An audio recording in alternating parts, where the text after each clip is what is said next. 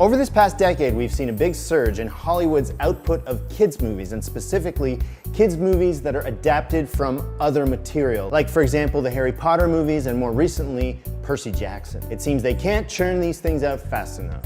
Why this surge and why now? Well, lately it does seem that Hollywood across the board has been bent on remaking or adapting material that audiences are already familiar with, as opposed to developing new and original ideas from scratch. And for two, Hollywood special effects finally seem capable of handling any crazy scenario you can think of, which means filmmakers can finally do justice to previously unfilmable material like Lord of the Rings or Spider-Man. But it also means that anything that's currently popular in another medium can quickly and with relative ease be transformed into a big screen spectacle, no matter how dear or how sacred.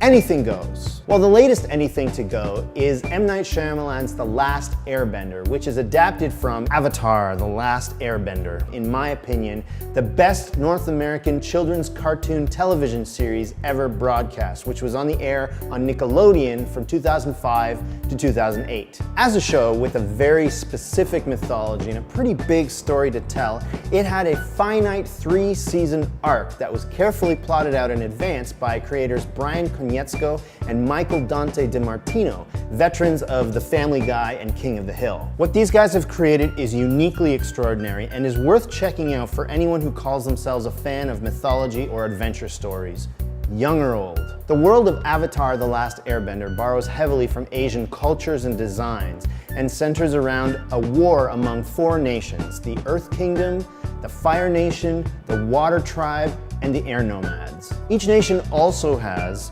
its own brand of magic kung fu, which allows one control over their respective element, and that's called bending. So for example, a water bender from the Water Tribe can make a tidal wave come out of a river and splash in your face. 4 nations, 4 elements, and 4 types of bending bring about a Zen-like balance to the world, and at the center of that balance is the Avatar, a reincarnated, all-powerful being who happens to be able to control all 4 elements, and he's the only one who can do it. And that power helps him bring peace to the world. Tonally, it's lighthearted enough to consistently be bright and fun while weighted thematically in just the right way for the entire story to convincingly come across as epic and grand and sweeping. And it does that in a way that's only reminiscent, really, of the original Star Wars trilogy. And like the original Star Wars trilogy, Avatar never panders to its audience, making it easy and enjoyable for anyone to watch.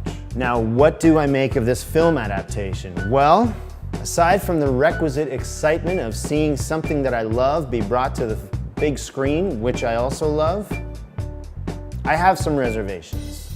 Firstly, the film is written and directed by M. Night Shyamalan, a guy whose track record of late isn't exactly stellar. This guy started off his career with a couple of interesting films like The Sixth Sense or Unbreakable, but in my opinion, he's been slowly sliding downhill ever since. He's obviously a talented filmmaker with some really strong ideas, but as the guy who has to assemble those ideas into a screenplay, maybe not so much. And as the writer of The Last Airbender, which for obvious reasons can't have the word Avatar attached to it anymore, he has already admitted to removing some of the tonal elements that made the show what it is, and he's trying to cram the entire first season of the show into a 2-hour movie, which has me a little bit worried.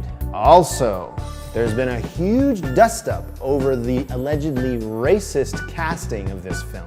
As I mentioned earlier, the show is very much set in a world that mirrors Asian culture, and even though the actual ethnicity and physiology of the characters are meant to be taken for granted, it's quite clear that this is not a planet inhabited by only white people. While the initial round of casting for the film would suggest otherwise. Shyamalan seems to have cast whiteys in all the major roles, which has caused many vocal critics, including Roger Ebert, to speak out, as it yet again reveals Hollywood's hesitation to cast minorities, and Asians in particular. This is especially bizarre considering the popularity of the show and the obvious Asian overtones throughout. So that's weird.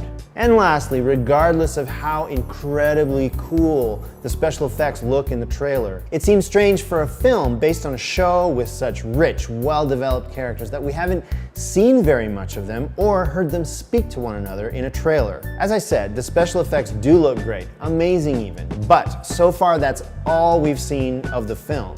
And if that's not a warning sign, then I don't know what is. I just hope that going to all the trouble to adapt something that someone's already gotten right in such a haphazard way by making this feature film just because you can will be worth it. Rant over!